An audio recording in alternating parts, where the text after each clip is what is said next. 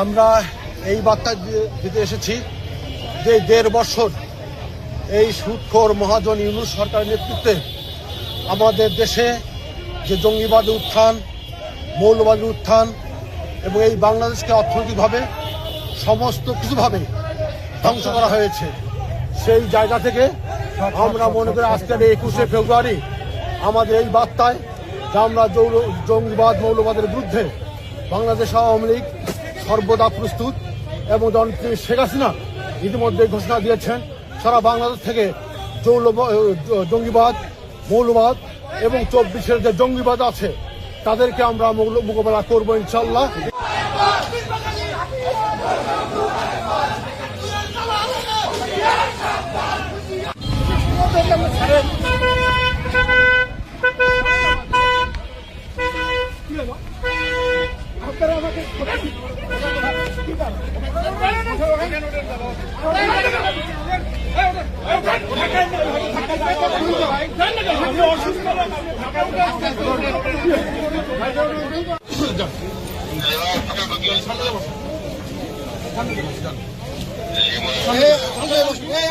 ওটা না কেন গাড়ি মতো দাঁড়িয়ে থাকে এরা।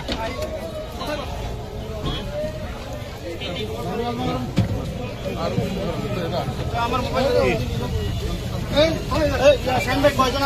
দুইজন কিছু বলবেন নাকি? না কি বলবো,